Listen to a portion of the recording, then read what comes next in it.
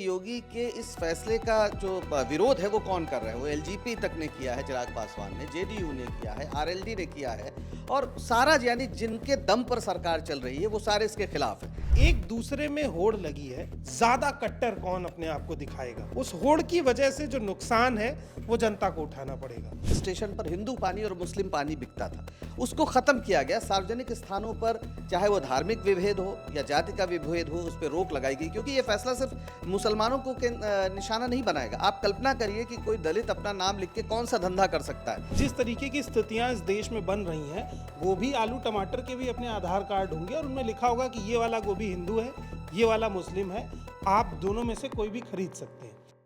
कांवड़ यात्रा के रूट पर सभी दुकानदारों को अपना नाम लिखना होगा, नेम प्लेट लगाना होगा। ये जो सांप्रदायिक फैसला था कि जो हिंदू हैं वो अपना नाम लगाएं, मुसलमान अपना नाम लगाएं, इस फैसले पर सुप्रीम कोर्ट ने अंतरिम रोक लगा दी है और सरकारों से जवाब मांगा है। नमस्कार, मेरा नाम है निवेदिता शांडिल्य और आप देख रहे हैं मॉलिटिक्स। आज हम इसी बात पर चर्चा करने वाले हैं कि इस तरह की सांप्रदायिक जो फैसला इस तरह का आखिर किस तरह से सरकारें आजकल खुलेआम दे रही हैं और अंत में कोर्ट के पास जाना पड़ रहा है। कोर्ट जाके कह रहा है कि भैया जवाब दे दो कि कर क्या रहे हो। सबसे पहले तो हम पंकज सर के पास ही आएंगे। सर, आज के वक्त में इस तरह से कोई सरकार नेम प्लेट लगाने कह रही है। पहले के लोग कहते थे नाम में क्या रखा है, आज नाम पे ही सारी राजनीति तय हो रही है। इस तरह की हिम्मत आ कहां से रही है? देखिए, सीधी सी बात है, इसके राजनीतिक कारण हैं। इस समय जिस तरह से उत्तर प्रदेश के मुख्यमंत्री योगी आदित्यनाथ और मोदी जी और अमित शाह जी में एक तरह से ठनी हुई है, ये उसका ही नतीजा था। 7 साल तक योगी जी को ये याद नहीं आया, लेकिन अब जब उन्हें हटाने की कोशिशें हो रही हैं तो उन्होंने एक ऐसा दांव चला जिससे ये लगे कि उनको हटाना अब बड़ा मुश्किल हो जाएगा। और आप ध्यान दीजिए कि योगी के इस फैसले का जो विरोध है वो कौन कर रहा है। वो एलजीपी तक ने किया है, चिराग पासवान ने, जेडीयू ने किया है, आरएलडी ने किया है और सारा यानी जिनके दम पर सरकार चल रही है वो सारे इसके खिलाफ है। यानी योगी के इस फैसले से मोदी जी को राजनीतिक रूप से नुकसान हो रहा है, पहली बात। दूसरी बात, योगी जिस तरह से अपने को हिंदू हृदय सम्राट बनाने की कोशिश कर रहे हैं, अपने को ज़्यादा कट्टर बताने की कोशिश कर रहे हैं, उसका भी ये नतीजा है। आप याद करें, इस देश की जब आधुनिक राष्ट्र के रूप में, आधुनिक राष्ट्र राज्य के रूप में भारत की यात्रा शुरू हुई, उसके पहले हर स्टेशन पर हिंदू पानी और मुस्लिम पानी बिकता था, उसको ख़त्म किया गया। सार्वजनिक स्थानों पर चाहे वो धार्मिक विभेद हो या जाति का विभेद हो, उस पर रोक लगाई गई, क्योंकि ये फैसला सिर्फ मुसलमानों को निशाना नहीं बनाएगा। आप कल्पना करिए कि कोई दलित अपना नाम लिख के कौन सा धंधा कर सकता है। वो अगर कोई भोजनालय खोले और उसका अपना पूरा नाम लिखे तो उस पर क्या असर पड़ेगा। समाज की हमारी स्थिति ये भी है। तो ये सिर्फ मुसलमानों नहीं बल्कि तमाम जो वंचित जातियां, दलित जातियां हैं, उनके खिलाफ भी एक बड़ा फैसला है। तीसरी बात इसमें जो बहुत ही महत्वपूर्ण है और वो ये है कि इस फैसले की का असर हमें जो दिख रहा है और जिस तरीके से ये पूरा सरकार की सोच है कि धार्मिक जब कोई मसला होता है तो उसमें मुसलमानों का प्रवेश वर्जित है। अब ये कितनी अजीब बात है कि जहाँ पर रहते हैं योगी जी, जहाँ उनकी सरकार जहाँ से चलती है, वहाँ से 12 किलोमीटर दूर एक बख्शी का तालाब है। बख्शी का तालाब में जो रामलीला होती है, वहाँ पीढ़ियों से मुसलमान सारी रामलीला करते हैं। सिर्फ 4 किलोमीटर दूर पर अलीगंज का वो मंदिर है जिसे अवध की बेगम ने बनवाया और जिसके ऊपर आज भी चांद तारा का पूरा एक प्रतीक लगा हुआ है। जो हनुमानगढ़ी है, जिस अयोध्या को लेकर इतनी बातें होती हैं, वो हनुमानगढ़ी को बनवाया था अवध के नवाबों ने। तो पूरी जो गंगा जमनी तहजीब है, उस तहजीब पर, उस संस्कृति पर भी एक योगी आदित्यनाथ की ओर से हमला है और ये अपने धर्म और अपनी परंपरा के भी खिलाफ है। गुरु गोरखनाथ कहते थे, हिंदू पूजे देहुरा मुसलमान मसीज, जोगी पूजे परम पद न देहुरा न मसीज। न मंदिर न मस्जिद, हम तो केवल परमात्मा की बात करते हैं। और इसीलिए जो गोरख संप्रदाय से जो लोग जुड़े हुए रहे हैं, उसमें बहुत से मुस्लिम फ़कीर रहे हैं जो सारंगी बजाते हुए गांव-गांव भरथरी गाते थे और भगवा पहनते थे। आज पूरी ये कोशिश हो रही है कि इस तरह की जितनी मेल मिलाप की संस्कृति थी उस पर चोट की जाए और एक ऐसा कट्टरवादी माहौल बनाया जाए जिसका असर राजनीति में सामने आए। अब आम है, मान लीजिए आम बेचने वाला राम हो सकता है, लेकिन वो बाग तो रहमान का भी हो सकता है। और कश्मीर से सेब आते हैं, जितना ड्राई फ्रूट है वो जो इस्तेमाल होता है पूजा पाठ में या व्रत त्योहार में, वो सारा ज़्यादातर वो मुसलमानों के यहाँ से आता है। जिस सेंधा नमक के बगैर कोई व्रत कंप्लीट नहीं होता, वो सिंध से आता है, वो पूरा मुसलमान उस कारोबार को चलाते हैं। तो ये यहाँ के 14% 15% जो आबादी है इस देश के अल्पसंख्यकों की, खासतौर पर मुसलमानों की, उनको अलग थलग करने और ये बताने कि आप हिंदुओं से दूर रहें और हिंदुओं को बताने कि आप इनसे दूर रहें, एक खास तरह का विभाजनकारी राजनीति है जिसमें मोदी और योगी में एक होड़ लगी हुई है। योगी मोदी से आगे निकल जाना चाहते हैं और मोदी योगी से आगे निकल जाना चाहते हैं, और ऐसे में सुप्रीम कोर्ट ने एक बहुत ही कहा जाए कि समीचीन हस्तक्षेप किया है और हमें देखना है कि आगे अंतिम फैसला वो क्या देते हैं। राघव, इस पे जो है रामदेव का मैं बयान पढ़ रही थी। रामदेव ने कहा है कि मैं रामदेव हूं, अगर मुझे अपना नाम बताने में दिक्कत नहीं है तो किसी और को क्या दिक्कत है नाम बताने में। आप क्या उनको जवाब देना चाहेंगे? मैं ये जवाब रामदेव के लिए नहीं, सिर्फ अगर वो रामदेव हैं तो फिर उन्हें अपनी कंपनी का नाम पतंजलि क्यों रखना पड़ा? वो रामदेव नाम से ही साबुन बेच सकते थे। तो अलबत्ता आप देखें ना किसी व्यक्ति द्वारा स्थापित की गई कंपनियों को एक ब्रांड में तब्दील किया जाता है। अब जैसे टाटा हिंदू या मुसलमान, इसके लिए टाटा का आधार कार्ड बनाना पड़ेगा एक फर्म का। कुछ दिन बाद जिस तरीके की स्थितियां इस देश में बन रही हैं, गोभी आलू टमाटर के भी अपने आधार कार्ड होंगे और उनमें लिखा होगा कि ये वाला गोभी हिंदू है, ये वाला मुस्लिम है, आप दोनों में से कोई भी खरीद सकते हैं। ये बिल्कुल शर्मनाक है। आप सोचिए, आप जिस विद्यालय में पढ़ते हैं वहाँ से शिक्षक से आप उसका धर्म नहीं पूछते हैं। कबीर बहुत पहले कह गए थे कि जाति ना पूछो साधु की, धर्म ना पूछो साधु का, उसका ज्ञान पूछ लो क्या है।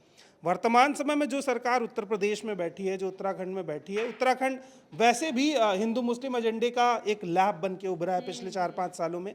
जिस तरह से वहाँ पे मस्जिदें गिराई गई, 300-300 400-400 साल पुरानी मस्जिदों को डिमोलिश किया गया। उसके बाद जब इस तरीके का माहौल बनता है, क्योंकि कांवड़ यात्रा मुझे नहीं लगता कि योगी आदित्यनाथ के जन्म के बाद शुरू हुई है। शायद योगी आदित्यनाथ के जन्म से 100 वर्ष पहले से चल रही है, भाजपा के उदय के पहले से चल रही है और भाजपा के खत्म होने के बाद भी ये यात्रा इसी तरह से चलेगी। धार्मिक विभाजन क्या करता है कि अभी ये पहला स्टेप है निवेदिता, कि आप अपना नाम लिखिए। दूसरा स्टेप होगा कि अब आप आइडेंटिफाई हो गए हैं। आइडेंटिफाई हो गए तो अब आप धार्मिक जगहों पर, मंदिरों के आसपास कोई दुकान मुस्लिम नहीं लगाएगा। फिर तीसरा स्टेप होगा कि मुस्लिम दुकान ही नहीं लगाएगा भी तो हिंदू उससे सामान नहीं खरीदेगा। अगर ये सोच आप डेवलप कर देंगे तो फिर इस तरीके के नियम लाने की जरूरत नहीं पड़ेगी। फिर बिना नियम भी मैं तलाशूंगा कि जो दुकान हिंदू की है मैं वहीं से फल खरीदूं। अब समस्या ये सुप्रीम कोर्ट को लगा, सुप्रीम कोर्ट ने कहा कि सरकार से एक चूक हो गई है। जो लोग आम बेच रहे हैं अगर वो अब्दुल नाम लिख लेंगे तो, लेकिन जो ग्राहक है उसको ये नहीं पता है कि ये आम जो है ये जिस बाग में उगा था इसका मालिक तो मुस्लिम नहीं है। हो सकता है जिस आदमी ने तोड़ा हो बाग से और अपने हाथ से पेटी में रखा है वो मुसलमान रहा हो। तो सरकार को फिर क्लैरिफिकेशन देना चाहिए पूरा, और ट्रैक रिकॉर्ड होना चाहिए हर फल और सब्जी का कि वो किन किन हाथों से होकर के गुजरी है। क्योंकि अगर मसला सिर्फ हिंदू मुसलमान का है तो प्योर शुद्धता अपनाइए। ये सिर्फ एक पॉलिटिकल एजेंडा है जिसके जरिए योगी आदित्यनाथ ये साबित करना चाह रहे हैं कि जो कांवड़ यात्रा है और जो कुंभ है, इन दोनों के प्रति उनकी श्रद्धा इतनी ज़्यादा है कि कांवड़ियों पे भी पुष्प वर्षा होगी, उनके लिए सारे रास्ते सुलभ किए जाएंगे। अभी कांवड़ियों ने एक गाड़ी को तोड़ा, उस खबर को लेके किसी मीडिया चैनल की हैसियत नहीं हुई कि सवाल किया जाए। ये ठीक वैसा ही है कि मैं अगर हिंदुत्व के नाम पर या जय श्री राम का नारा लगा के किसी आदमी को थप्पड़ मारता हूं तो जस्टिफाई हो जाता है कि कोई वजह रही होगी। तो सरकार ना चाहते हुए भी या चाहते हुए भी एक धार्मिक डिवीजन शुरू कर रही है इस देश में कि हिंदू और मुस्लिम अब व्यापार के तौर पर भी अलग हो जाएंगे। और ये वो भयानक स्थिति है जिससे लड़कर हम इतना दूर पहुंच पाए। मतलब ये उल्टा चल रहा है कि आप 5वें फ्लोर पर आ गए तो योगी जी कह रहे चलो हम फिर से ग्राउंड पे ले चलेंगे आप। देखिए सर, अभी जो इन्होंने व्यापार की बात की तो उससे एक मुझे सवाल मेरे दिमाग में आ रहा है, क्या ये मुसलमानों के आर्थिक नाकेबंदी की कोशिश हो रही है? क्योंकि अगर आप टारगेट कर रहे हैं, नाम पता चला तो उसके वहाँ से नहीं खरीदेंगे। हमने इससे पहले कोरोना के भी दौर में देखा है कि मुसलमान जो वेंडर्स थे, जो ठेले वाले थे, लोग उनसे सामान खरीदना बंद कर दिए। उन्होंने बताया कि घर चलना मुश्किल हो गया। तो क्या ये मुसलमानों की आर्थिक नाकेबंदी है? बिल्कुल आर्थिक नाकेबंदी है। और आप देखें कि इस देश में मुसलमानों की हालत आर्थिक रूप से काफ़ी ख़राब है। इस पे बहुत से सर्वे आ चुके हैं। सरकारी नौकरियों में भी उन बहुत कम है, बाकी चीज़ों में बहुत कम है, बड़े बड़े उद्योगों में भी कम है। ज़्यादातर वो पटरी रेहड़ी या इस तरह के एक बहुत आम मुहावरा है कि पंचर बनाने वाले। भारत के सदन में अगर देखें तो 2% से ज़्यादा हिस्सेदारी नहीं है मुसलमानों की। तो मुसलमानों को सामाजिक रूप से, राजनीतिक रूप से हाशिए पर तो लगातार डाला गया है। इसके बावजूद वो अपने श्रम से, अपनी मेहनत से और अपने कौशल से, आप राजमिस्त्री अगर देखें जो मकान बनाते हैं उसमें सबसे ज़्यादा मुस्लिम आपको मिलेंगे। आप अगर किसी भी हुनर में चले जाएंगे, जिस पूजा में पीतल के सामान का सबसे ज़्यादा इस्तेमाल होता है, पीतल का लोटा हो, पीतल की वो चाहे आरती की चीज़ें हों या मंदिर हों, चाहे वो संगमरमर के लकड़ी के, वो ज़्यादातर मुसलमान बनाते हैं। भाई अयोध्या में तो मैं जब पहले वहाँ पे जो इसके राम मंदिर के पहले वाला जो स्थिति थी, वहाँ पर फूल जो जाते थे वो मुसलमान वहाँ के लोग हैं जो फूल पहुँचाते थे, और इसके अलावा जो पताकाएं सिली जाती थी, जो वस्त्र सिले जाते थे, अंग वस्त्र सिले जाते थे, वो मुसलमान कारीगर वो काम करते थे। तो अपने हुनर और अपने कौशल और अपने श्रम से मुसलमानों ने इस देश में अपने स्थिति को बनाए रखा है तमाम विपरीत परिस्थितियों के बावजूद। और उसके बाद एक सरकार ऐसी आती है जो कहती है नहीं, हम ये भी इनसे छीन लेंगे। तो ये एक बेहद ख़तरनाक बात है। और आप याद करिए, अगर आप हिस्ट्री में जाएं तो यूरोप में, जर्मनी में क्या हुआ था, यहूदियों के घर के बाहर निशानदेही की गई थी ताकि ये पता चले कि इन पर हमला करना है। अब कई ऐसे बाज़ार हैं जहाँ हिंदू मुसलमानों की दुकानें आसपास हैं, तो बड़ा बड़ा जब नाम लिखा रहेगा और जब ये दंगा कराने वाली जो ताकतें हैं जब वो सक्रिय होती हैं तो उनके लिए बड़ा आसान होगा, वो जाकर सीधे सीधे टारगेट करेंगे किसको इन्हें मारना है, किसको इन्हें पीटना है। ये तो समझ में आता है कि आप कहिए शाकाहारी है, ये मांसाहारी है, इसमें कोई दिक्कत नहीं है। और वो हिंदू भी बहुत हैं जो मांसाहार के व्यापार में और दुकानें चलाते हैं, यहाँ तक कि होटल चलाते हैं। इस देश में जो मांस के निर्यात की सबसे बड़ी कंपनियां हैं जो अल कबीर और इस तरह का नाम रखती हैं, नाम से आपको नहीं लगेगा लेकिन उसमें 90% के जो मालिकान हैं वो हिंदू हैं। उन पे किसी को कोई दिक्कत नहीं है। आप जाके किसी बड़े मॉल से या सीधे आप मांस जो है अपने घर पे ऑनलाइन मंगा सकते हैं, उसमें कोई दिक्कत नहीं। लेकिन अगर दुकान से आप जो छोटा 400-500 रुपए कमाने के लिए दिन भर बैठा रहता है, उसके यहाँ से जाएंगे तो वहाँ समस्या है। तो ये गरीबों के बीच भी एक बड़ा विभाजन, धार्मिक विद्वेष पैदा कर रहे हैं। और सबसे दुखद बात यह है कि इसको वो कर रहा है योगी आदित्यनाथ जो संत के वेश में है, जो सीधे सीधे भगवा वस्त्र पहनते हैं, जिनके लिए माना जाता है कि वो तो सांसारिकता का त्याग करके इस स्थिति में आते हैं।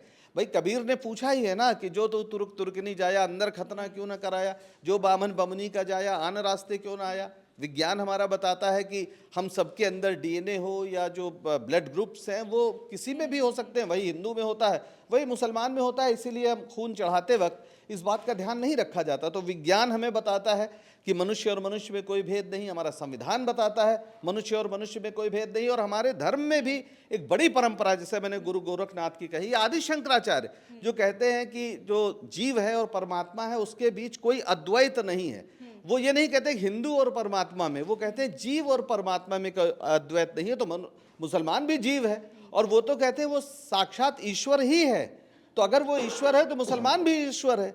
ये जो पूरी परंपरा लाई जा रही है राजनीतिक कारणों से, ये भारत की सांस्कृतिक चेतना, इस दुनिया की विज्ञान चेतना, भारत की संवैधानिक मान्यता सबके खिलाफ है। सिर्फ इसलिए कि योगी और मोदी जी की जो कुर्सी की जंग है, इस जंग में कितने खून बहाना ये चाहते हैं, इसकी इन्हें परवाह नहीं। बिल्कुल। और अभी जो सर बात बोल रहे थे कि हिंदू जो हैं बहुत बड़े लेवल पे, आप देखिए वेंडर्स जो हैं मीट के, मांस मछली के, तो हिंदू हैं वो। और जो लोग कहते हैं कि नहीं नहीं हिंदू में ब्राह्मण नहीं खाते, ऐसा भी नहीं है। आपको ब्राह्मण भी मिलेंगे जो कि मछली भी खाते हैं, मांस भी खाते हैं। बहुत ही कम ऐसे लोग हैं जो कि कह सकते हैं कि शुद्ध शाकाहारी हैं। हिंदू बड़ी संख्या में। जी, आपने ब्राह्मण की बात की, दरभंगा से लेकर यानी मिथिला से लेकर और बंगाल तक, असम तक कोई पूजा नहीं होती जिसमें मछली का इस्तेमाल ना होता हो। मछली अनिवार्य है। यहाँ तक कि जो अन्नप्राशन होता है, जो बच्चे को पहली बार जो भोजन दिया जाता है उसमें मुंह में मछली डालते हैं। तो वो, हाँ, वैष्णवों की एक धारा है, खासतौर पर गंगा यमुना के मैदानी इलाकों में जहाँ के ब्राह्मण नहीं खाते हैं, जहाँ लेकिन वैष्णव धर्म ही हिंदू धर्म नहीं है ना, शाक्त है, शक्ति को मानने वाले हैं। उसी गोरखपुर में आप जानती होंगी तरकुलिया देवी का मंदिर है, जहाँ पर प्रसाद में बाकायदा वहीं हड़िया में मांस पकता है, वही प्रसाद है। और मैंने अपनी आंख से विंध्याचल में देखा। विंध्याचल में मैं जब ग्रेजुएशन कर रहा था तो मैं गया था वहाँ पर, और विंध्याचल में देवी के सामने वहीं पर कुंड था, वहीं पर बलि दी जा रही थी, और वो भी उतने ही हिंदू हैं। तो आखिर क्या वैष्णव धारा ही क्या हिंदू धर्म मानी जाएगी? ये भी संकट है, ये हिंदू धर्म पर भी प्रहार है। तो ये सारी चीजें होती हुई हमारे, अगर आप हिंदू धर्म की जो परंपराएं हैं अलग अलग रही हैं, उनमें देखा गया है कि मांसाहार का एक बहुत बड़ा रोल है, और कभी भी इस चीज को लेकर के ये नहीं रहा है कि आप नहीं कर सकते हैं या फिर आपको खाना ही है, नहीं खाना है। फिर अब जाकर के जब भी मांसाहार की बात हो रही है, पिछले हम कुछ सालों में खासतौर से देख रहे हैं, मांसाहार यानी अगर मांस मछली है तो मुसलमान होगा। ये किस तरह से नैरेटिव गढ़ा जा रहा है और कैसे इसी से उन्हें टारगेट किया जा रहा है, भोजन कैसे उनका सबसे ज्यादा टारगेट हो रहा है। निवेदिता, बड़ा सीधी सी बात है, अगर मुझे मांस खाना है तो मैं मीट की दुकान पे जाऊंगा, ना कि मुसलमान की दुकान पे। अगर मुझे सब्जी खानी है तो मैं सब्जी वाले के पास जाऊंगा। अगर मुझे कुछ इलेक्ट्रॉनिक का सामान लेना है तो मैं इलेक्ट्रॉनिक शॉप पर जाऊंगा। परचून का सामान लेना है तो परचून की दुकान पे जाऊंगा। इसमें रिलीजन आता कब है? मतलब ये सवाल सरकार को भी सुप्रीम कोर्ट में जब देना पड़ेगा तो उसके लिए भी बड़ी समस्या होगी कि धर्म इसमें शुमार कब हुआ, क्योंकि आम का धर्म नहीं है, बेचने वाले का हो सकता है, बेचने वाला बदल सकता है। हो सकता है जिस वक्त अब्दुल की दुकान से आम खरीदा जाए, अब्दुल खाना खाने गया हो, उसका दोस्त रमेश वहां खड़े होकर आम बेच रहा हो आधे घंटे के लिए, तो वो मसला नहीं है। दुकान पे नाम लिखने का जो पंकज जी बता रहे हैं वो सीधा सा मसला ये कि एक दूसरे में होड़ लगी है, ज्यादा कट्टर कौन अपने आप को दिखाएगा। उस होड़ की वजह से जो नुकसान है वो जनता को उठाना पड़ेगा। और इसकी एक और बड़ी वजह है, क्योंकि उत्तर प्रदेश में कहीं ना कहीं भारतीय जनता पार्टी कमज़ोर हुई है। उसका जो हिंदू मुस्लिम एजेंडा बाकी जगह चला, यूपी में वो फ्लॉप हुआ, क्योंकि यूपी में इस बार लोगों ने कास्ट इक्वेशन को समझा, जातिवार जनगणना के मसले को समझा, ओबीसी के अधिकारों को मसले को समझा। तो जब आप हिंदुत्व के भीतर हिंदू अपनी जाति में बट करके अधिकार की बात करते हैं तो बीजेपी वहाँ फेल होती है।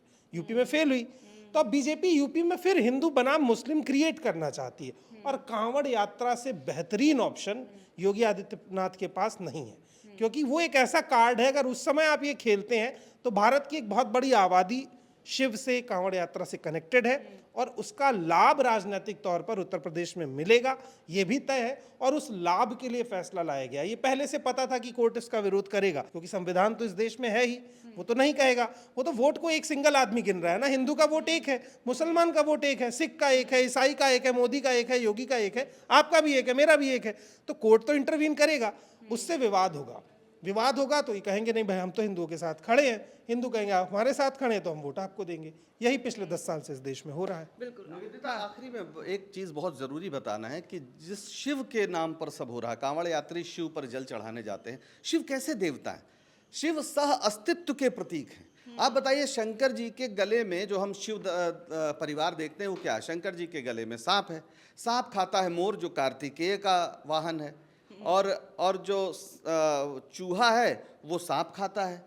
आप बताइए, वो गणेश जी का वाहन है। जो नंदी है यानी बैल है उसको शेर खाता है, जो पार्वती जी की सवारी है। तो अगर शिव परिवार को देखें आप तो एक सह अस्तित्व का आपको प्रतीक नजर आता है। और इसीलिए जब शिव बारात और इन सब की बात होती है तो उसमें तरह तरह के लोग, हर एक ही तरह के लोग नहीं होते। कहा जाता है कि कोई कहीं का, कोई कहीं का। तो शिव परिवार और शिव की जो भावना है, कल्याण की जो भावना है, वो मूलतः सह अस्तित्व की भावना है। और यहाँ पर सह अस्तित्व के विरुद्ध एक काम हो रहा है, और ये इसीलिए मैं कह रहा हूँ ये धर्म के भी विरुद्ध है। संविधान के तो विरुद्ध है ही है, विज्ञान के तो विरुद्ध है ही है, ये धर्म के, खासतौर पर हिंदू धर्म की जो शुभ परंपराएं हैं उसके विरुद्ध है ये। बिल्कुल, जो धर्म के नाम पे इस तरह से तफरके करने की कोशिश किए जा रहे हो, वो धर्म जो कहता है विश्वस्य शुभम भूयात, पूरी दुनिया का भला हो, उस धर्म के नाम पर इस तरह की चीजें की जा रही है, तफरका किया जा रहा है, टारगेट करके आर्थिक नाकेबंदी करने की कोशिश हो रही है। कोरोना में भी हम देख चुके हैं कि ये बार बार एक ही कोशिश कर रहे हैं कि जब खुद का फेल्योर आए तो हम कह दें कि नहीं नहीं मुसलमानों की वजह से हुआ है तो इनका ही बायकॉट करना है। और किस तरह से टारगेट किया जाता है, ये एक शेर में बहुत बखूबी बताया गया है सर, कि उसने इस बात पे हमें बलवाई लिखा है कि हमारे घर के बर्तन पर ISI लिखा है, कि ISI लिख दिया बर्तन पे तो हम बलवाई हो गए, दंगाई हो गए। खैर, तो इसी तरह की चर्चाएं आपके सामने आती रहे। वो मुद्दे जिन पे लोग बात नहीं करना चाहते हैं, मीडिया आपको दिखाना नहीं चाहता है, वो मुद्दे आपके सामने हैं। जी, खत्म करें इसके पहले दर्शकों को जानना चाहिए कि ISI इसलिए लिखा जाता है कि वो इंडियन स्टैंडर्डाइजेशन इंस्टीट्यूशन या इंस्टीट्यूट का प्रतीक है। अच्छा, तो अच्छा क्या सर आपने बता दिया, चला कि सचमुच मान लें कि ISI क्यों लिखा है। हाँ, हमारे सबके घर के बर्तनों पे ISI लिखा होता है वैसे, लेकिन मुसलमानों के घर के बर्तनों पे लिखा हो तो उन्हें दिक्कत हो जाती है, शेर में ये कहा जा रहा है। खैर, तो हाँ, ऐसे ही खबरें और ऐसे ही मुद्दे जो कि अन्य माध्यमों से आप तक नहीं आ पा रहे हैं, वो आपके सामने आते रहे। इसके लिए हमारे चैनल मॉलिटिक्स को सब्सक्राइब करना ना भूलें। बहुत शुक्रिया, बहुत धन्यवाद।